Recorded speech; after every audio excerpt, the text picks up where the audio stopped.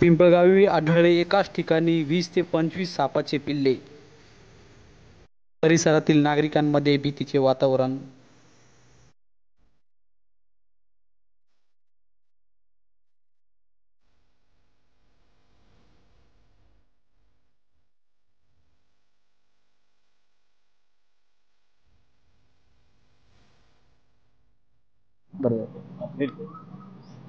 गेल्या काही दिवसापासून मोठ्या प्रमाणात पावसाचं वातावरण सुरू आहे आणि पाऊस पण मोठ्या प्रमाणात पडत आहे.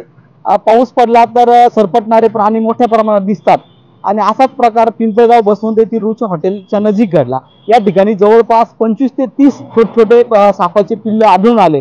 यात जवळपास 15 ते 20 सापांना पकडण्यात सर्पमित्रांना यश आले.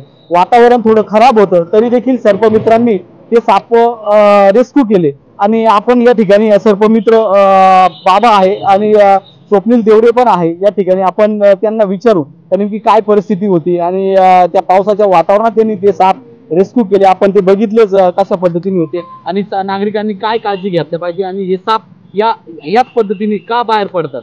आता सध्या पावसाळ्याचे दिवस सुरू झाले. पावसाळ्याचे दिवस सुरू झाल्यावर सापांची संख्या ही वाढते असते. त्यावेळेस पिल्लं जे आहेत सापांचे ते बाहेर पडत असतात पावसाळ्याच्या दरम्यान.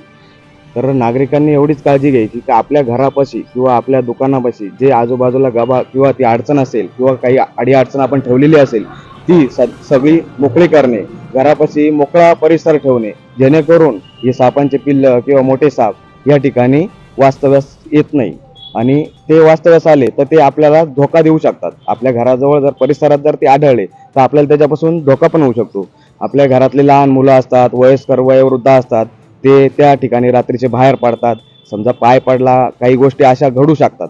त्याच्यामुळं साप हा आपल्या परिसरात आढळू नये यासाठी फक्त घरापासून जो परिसर आहे तो मोकळा ठेवणे, साफसफाई ठेवणे, जेणेकरून हे साप आपल्या घराजवळ वास्तव्यास राहणार नाही. आता हे साप जे पकडले ते विषारी आहे की बिनविषारी. आता हे जे साप पकडले हे दिवड जातीचे साप आहे. याला चेकड किलबॅक म्हणतात.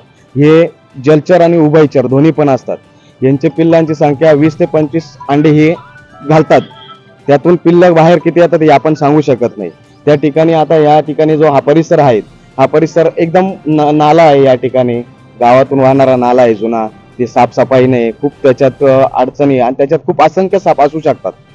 असं नाही का असतीलच, असू शकतात. पण ह्याची काळजी ही आपण नगरपालिका किंवा आपल्या स्थानिक प्रशासनाने याची घेतली पाहिजे, दखल घेतली पाहिजे या गोष्टींची. आता ते जे साप आहे बिनविषारी मात्र मग बघितलं तुम्ही पण एकदम काळजी घेत होते. ते चावा घेऊ शकता आणि काय त्या चावा घेतल्यानंतर काय ते साप चावा घेण्यात अत्यंत हे असतात, अग्रेसिव्ह असतात ते साप. ते चावा घेण्यात 100% चावा घेतात आणि ते साप चावल्यानंतर त्याच्यात पॉइझन नसतं, विषारी नसतात, ते नॉन वेनमस असतात. पण त्या सापांनी जर चावला, बाईट घेतला तर त्यांच्या तोंडामध्ये पूर्ण बॅक्टेरिया असतो. त्या बॅक्टेरियामुळे आपल्या हाताला ज्या वेळेस चावतात त्यावेळेस त्याचे बारीक दात असतात, ते आपल्या शरीरात राहू पण शकतात तुटल्यानंतर. त्याच्यामुळे गँग्रीन डेव्हलप होण्याची शक्यता जास्त असते.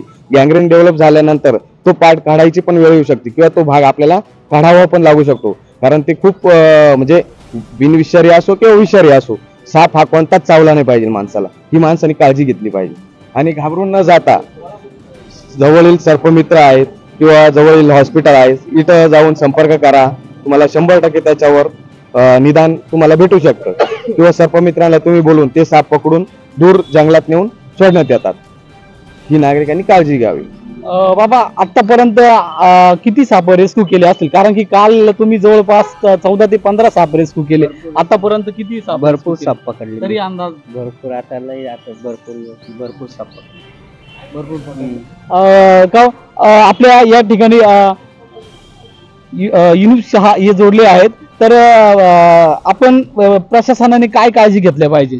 प्रशासनाने हीच काळजी घ्यायला पाहिजे का जेवढी जी अडचणी आहे, आता पावसाळ्याने पाऊस पडला आहे, गवत पाणी हे सगळं वाढणारच आहे आणि हे जे बारीक पिल्लं आहे हे पण वाढणारच आहे. तर प्रशासकाने त्याची दखल घेऊन आणि जेवढी जे काही आपली घाण वगैरे कचरे वगैरे त्यांनी ते साफसफाई केली पाहिजे. नाले वगैरे जे बी आहे त्यांनी साफसफाई केल्या पाहिजे, जेणेकरून जे किडे काटे आहे ते त्याला लपायला कुठंतरी जागा भेटणार नाही आणि तिने स्वच्छता राहील, असं माझं म्हणणं आहे. पावसाचे वातावरण मोठ्या प्रमाणात आता सुरू होणार आहेत.